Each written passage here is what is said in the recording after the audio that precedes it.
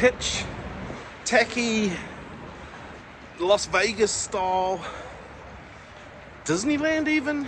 If your dream holiday is to go somewhere and take photos of as many statues as you can find, we've found the place for you. Okay, we've just stepped across the road from our apartment and we're in a brand new shopping mall, which is brand new, everybody loves it. And I'm a bit hungry, so we might just see if we can get something to munch on before dinner later. Okay, light snack costs 330 Macedonian dinar. 300 dinar we think is around Did you say 15? 9 New Zealand dollars. Oh. So that's pretty cheap. Danielle's salad was like $5 New Zealand. That's pretty good. Is that good for a Greek salad? It would have cost more at home. Macedonia, southern part is in Greece, the northern part is in northern Macedonia. But what we understand is it's just this clash of cultures. Ottoman Empire, Greek, and then it's modern South. Bulgaria claims ownership of northern Macedonia. This is interesting because pedestrian crossings, you just walk out, I think, and you hope that they stop, and they actually did stop, so that's a good thing. But we're just walking down towards the river, which is the main sort of draw point here. But look at the architecture. We've got a brand new shopping mall just here that we've come out of. We've got a something version of a building. We've got communist regime building here.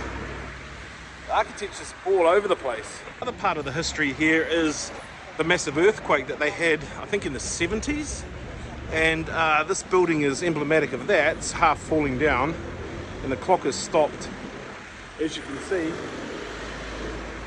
because the earthquake happened at 5:15 a.m. That's to remind you when the earthquake happened. So the type of words they use to describe Skopje is kitsch, tacky, Las Vegas style, Disneyland even. Like if there's a reason to put a monument or a statue somewhere, they'll put a monument or statue somewhere. Okay, so it's pretty easy to navigate Skopje. I think pretty much you just walk in a straight line somewhere and you're going to hit a river. Once you hit the river, follow it till you get to cool stuff. Okay. That's our recommendation. Let's go then. We're going to go this way. The time as manifested back here, the big earthquake that really rocked Macedonia was in 1963, and so they've rebuilt since then. Let's go check it out. So this is part of the fund. Apparently 2014, Northern Macedonia Skopje was given a lot of money just to start building statues, and this is one of them. I think that's a shout out to modern opulence.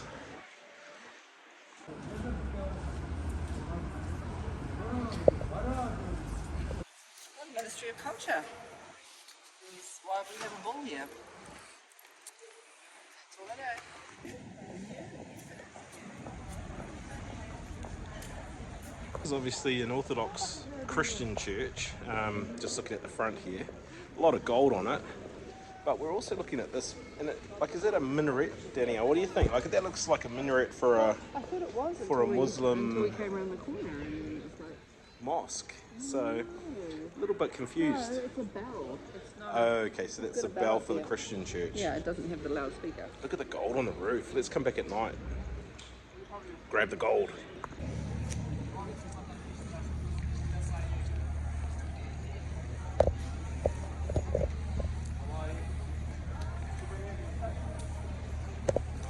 So we are at the Mother Teresa Monument House. She was born here in Skopje in 1910, and she was awarded the Nobel Peace Prize in the 70s for her amazing work.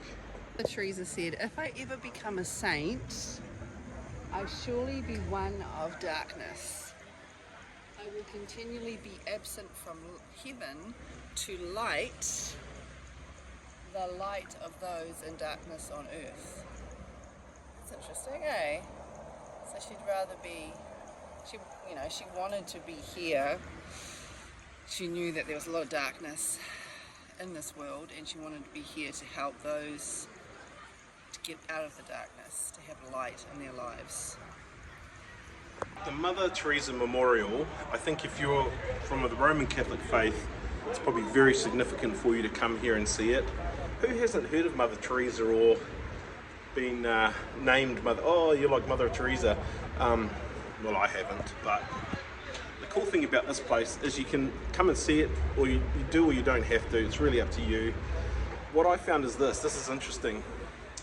You walk up the stairs from a busy downtown Skopje, and you go into the memorial building for Mother Teresa, and it's peaceful and quiet.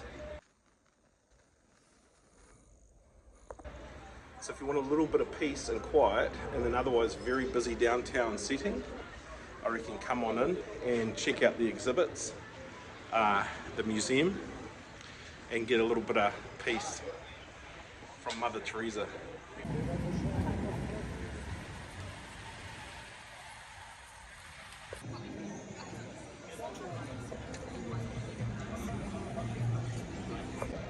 So we are down here in Macedonia Square. This is the big main square here in Skopje. It's got an interesting vibe about it. This is a statue of Alexander the Great, who was born here. When he was 20, his father died, so he became the ruler. And his big endeavour was to just spread and conquer.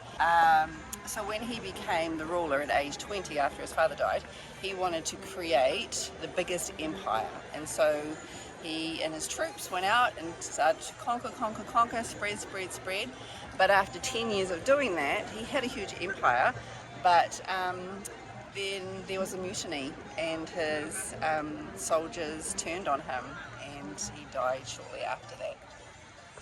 The weird thing when you look at the statue is, obviously he's on a horse, there were no horses here in this area, and at the bottom you can see there's lions. There were no lions here, so obviously you came across them as he continued to. Okay, so also in the square, what they reckon is these guys, the town designers or town planners, just went around the world saying, why don't we have and let's get one? And one of those things was an Arc de Triomphe. So here in Skopje you'll find the Arc de Triomphe. It's very like, it's all like they've dropped all these iconic type things right in this one spot. So if you're looking for Instagram opportunities or whatever, come on down. There's heaps of stuff down here.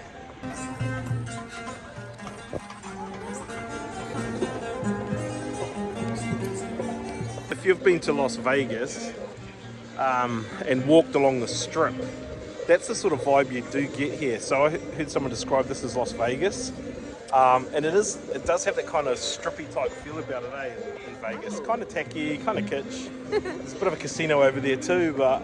And did you mention that this was erected in 2011? I didn't. So it hasn't been that long. Yeah, and the problem is they call it the Warrior, but everybody knows it's Alexander the Great. Where we are right now is known as the Stone Bridge. And I sort of have the feeling like these guys have just tried to do a copy-paste of Ljubljana. I don't know, chucking some cool bridges.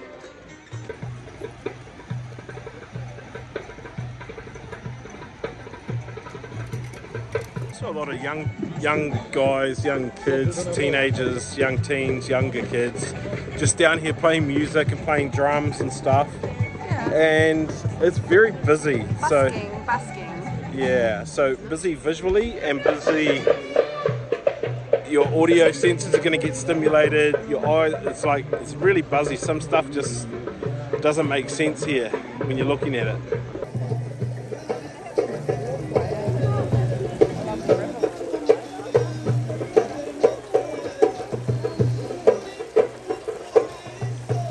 So not sure if you can see it or not, but up on the top of this hill here is a cross. Apparently that's 75 metres tall. You go up there in a funicular, and that's what we're going to go and look at tomorrow. And get a really good view of the area. If your dream holiday is to go somewhere and take photos of as many statues as you can find, we've found the place for you. Skopje is your spot, man. Oh my God, look at all these ones. I've never taken so many photos of statues in my life, honestly. There's evidence of it right here. 1, 2, that's a big one, 3, 4, 5, And that's just here. Actually, there's another one just behind that too, 6. That's just here. Look at all these statues.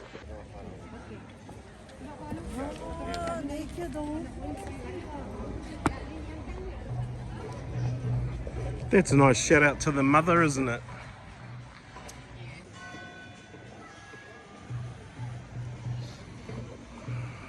It's cool that we're in big open spaces. And I get, it's just buzzy. It's just a buzzy place, just everything just chucked in. Not a lot of planning or thought, I reckon, to it. No particular theme, just splash. A bit of everything. Everything, it's a bitsa.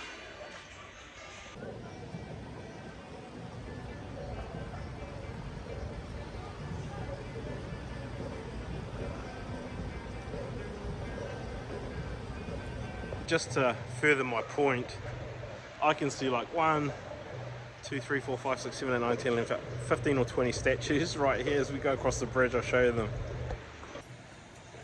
Yep, that's who they are.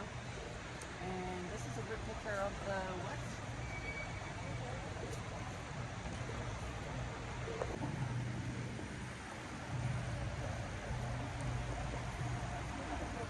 Say sunset's a pretty cool time to come down and wander around. We've timed that pretty well today. They also recommend, and we'll let you know if it's worth it, to come down at night when the lights are all going, because once everything's lit up, of course, it changes how everything looks as well. I mean, what is even going on here? Pirate ship? What?